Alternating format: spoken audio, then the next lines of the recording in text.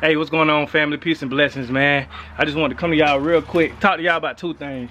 Well, really one thing, but I wanted to show y'all. Y'all see Luna and Chase. Things happen, you know. I wasn't paying attention. I didn't know when Luna's heat cycle was coming on, so I caught them, you know, doing the deed. I separated them from that time on, but you know, all it takes is one time, and so that's literally what happened. So Luna, I don't know if y'all want to stand up. Luna, come here. Y'all see that?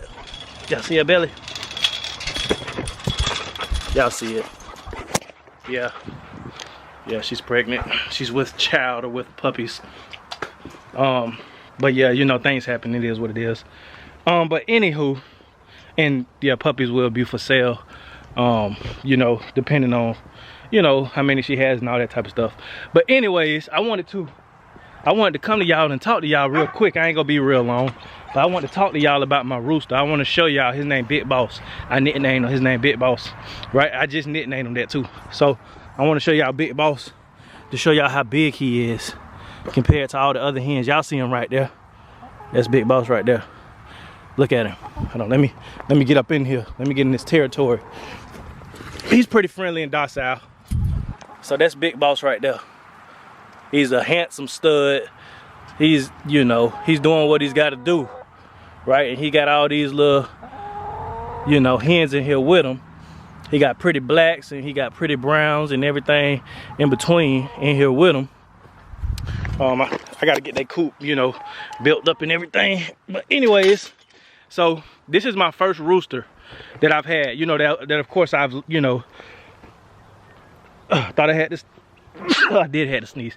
Anyways, this is my first rooster that I've, you know, raised up to actually breed on my farm, on my homestead. So he's my first experience with a rooster. And I just want to talk about him real quick, and I'm gonna show y'all his offspring, and I'm gonna show y'all what I'm doing with him. So anyways, Big Boss, right, the rooster, he has been you know, doing what he got to do with the hens, and you know, he's been fertilizing the eggs and you know, getting the job done pretty much. And so you know, just my experience with just having a rooster, of course they're gonna crow every morning and every night, which that ain't no problem because we live out here in the country. It's no problem. Other people got roosters and all that type of stuff. Look at the turkeys, y'all. Y'all see my turkeys? They getting big, ain't they? Had a couple die, but you know what it is. And we hatched those ourselves as well. So anywho, back to my rooster. You know what I mean? He's huge. This is like one of the biggest chickens that I've ever seen. This is how huge he is. You know what I mean? But anywho, you know, Big Boss, he's been doing what he got to do. And so, you know, I'll go in the chicken coop area, and then I'll see eggs every day. So I put him in our incubator. Now so far I've hatched about 6 of his chicks. 6 of them. So he's had some with the black chickens, and he's also had some with the brown chickens. Now Big Boss, our rooster, he is a Rudd Ranger. So a Rudd Ranger, it's a fairly newer type of breed.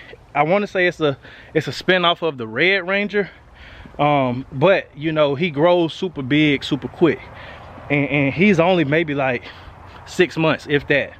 And so he's been doing what he's got to do, man. And like I said, he is a phenomenal breeder. Like, he's on those hens every day. He's on those hens every day doing what he got to do. He don't stay off of them.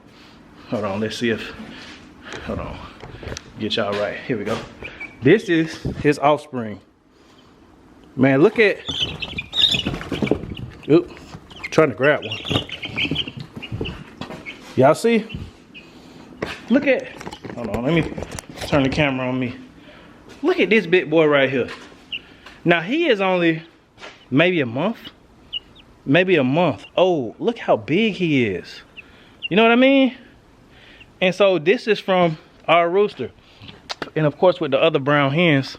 So, you know, this is our first experience hatching our chicks ourselves. And I'm gonna show y'all our incubator as well that we hatched them in. So I have 3 of his offspring right here right now. I think those are all roosters. But yeah, it's a pretty cool experience because, you know, you usually go to Tractor Supply and you buy your baby chicks, or you usually order, or I usually order them offline rather, McMurray Hatchery or Maya Hatchery or whatever the case may be. But it's a different experience when you see them hatch yourself and you hatch them yourself and you take care of them from day one. You can't, you don't do that when you buy from a big box store like Tractor Supply, or when you go to your local feed store, or if you order them offline. You don't take care of them from day one. You don't see chicks hatch. It was cool seeing chicks hatch for the first time in person in my home, on my farm. And excuse me, I'm sorry, I keep spitting. But that was pretty cool. And the main reason, me and my wife had this conversation months back, because we were like, man, we tired of buying meat birds all the time, and we tired of buying chickens all the time. We need to hatch our own, because at the end of the day, what are we about over here at Set Apart Gardens? We're about self-sufficiency. And how can you be self-sufficient if every time, you might know how to butcher the chicken, you might know how to raise the chicken, you might know how to take care of the chicken, feed the chicken every day, maintain it. But if you don't know how to hatch it, if you don't know how to, you know, handle a rooster, or have a rooster rather, because you don't necessarily got to handle them, but having a rooster and just maintaining a flock and allowing them to reproduce. And my next step is, once I get their chicken coop really built up how I want it to, I'm going to let them hatch their own eggs, because we've hatched them with the incubator. Let me show y'all our incubator. I showed it to y'all before, but let me show it to y'all again. But next step, I want them to hatch them themselves, because that'll be real self-sufficiency. It's just ways that you can do it.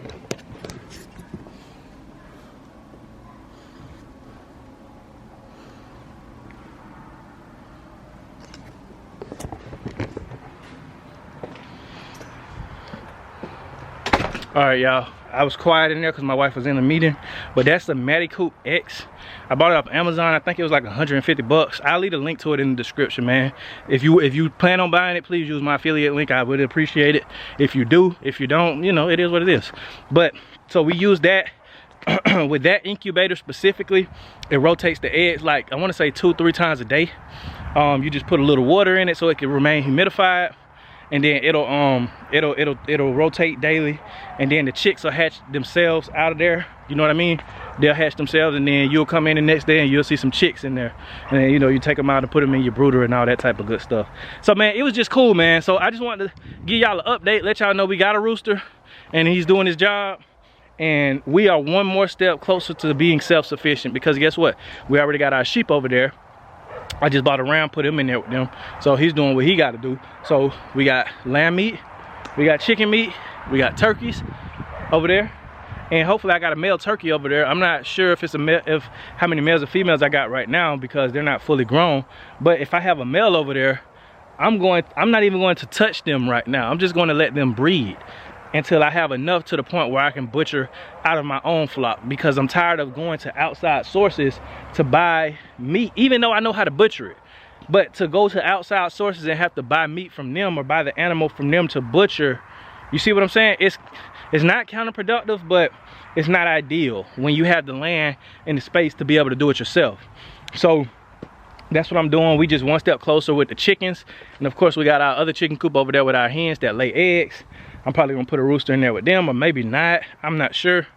And we got our dogs that are breeding, of course, and we just becoming self-sufficient. The next step is quail. I was talking to one of my Akis, one of my brothers, excuse me. I was talking to one of my brothers, one of my Akis, and we was talking about quails, because I went to the feed store the other day. Guess what? They got quails in there. You see what I'm saying? And quails are, I know quails are low maintenance. They don't require as much feed as chicken, and I know they reproduce like abundantly. So the next step is quail. So I have poultry in abundance, and I also have red meat as well.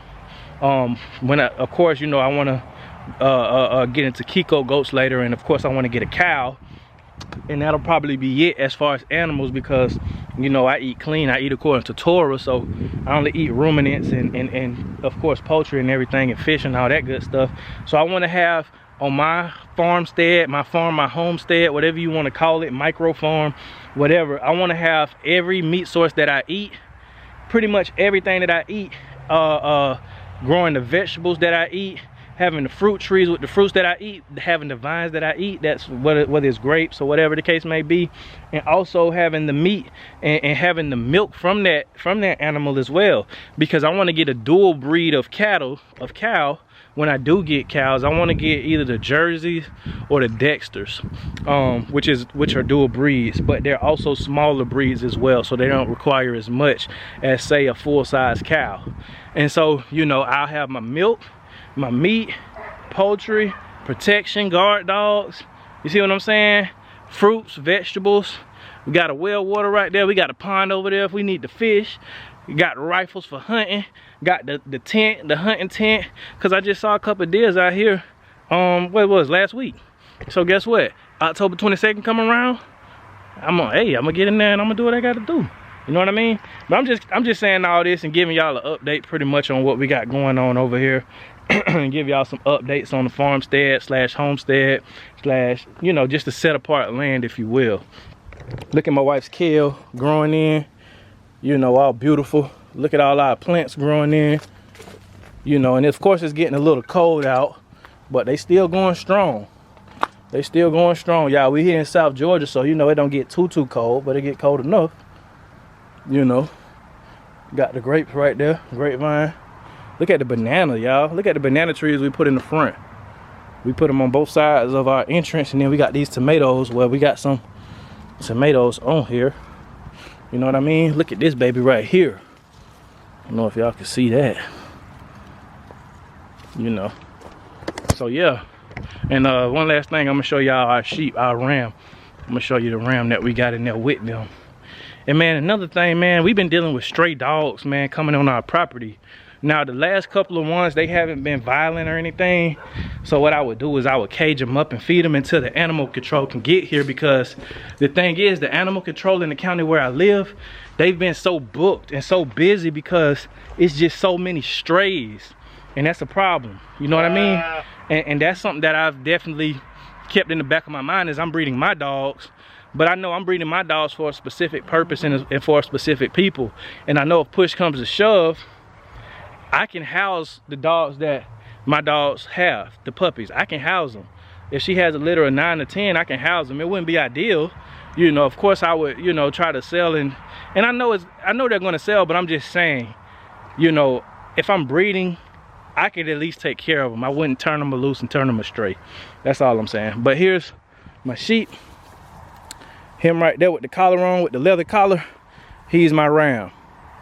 I bought him from Goat Road Farms, the video I did with Miss Abby from Goat Road Farms. This is the ram that I bought from her. He's, you know, look at him. He's beautiful, healthy, you know what I mean? And he's just doing what he's got to do. He's doing his job in here with them. But I put that collar on him just to kind of make a distinction, and just in case if I need to grab him real quick, you know, I can grab him, you know, so he don't try to ram me or nothing like that. And y'all, of course, y'all see my little lambs that was born this year, a couple months ago. They're growing up. So yeah, that's what it is, y'all. I just want to give y'all that update and tell y'all about our rooster, Big Boss. You know what I mean? But hey man, drop a comment, man, what y'all got going on. If y'all starting a winter garden, if y'all growing something in the winter, if you just got chickens or you planning on getting chickens, let me know what type of breed, man. Just fill your boy in, you know, put me in the loop like I'm putting y'all in the loop, you know what I mean? And just let me know what y'all got going on. But leave a comment, man, and I appreciate y'all. And if you are trying to buy a puppy, I have a list. So if you are trying to buy a puppy, drop your email address in the comments, and I'll put you on the list, and I'll hit you up if I have any puppies available. Purebred German Shepherds. Chase is registered. Luna will have a DNA test showing that she's a purebred dog. Purebred German Shepherd, that is. But Chase has his, he's registered ACA, American Canine Association. I have his lineage. You'll have a copy of his lineage and all that good stuff. And of course, I'll show y'all the journey of the puppies being born and all that good stuff as well. I'm getting Luna's area together. Her what do they call it? I forget what they call it, the little brooding box or whatever. But I'm getting that together for her in the garage and all that good stuff.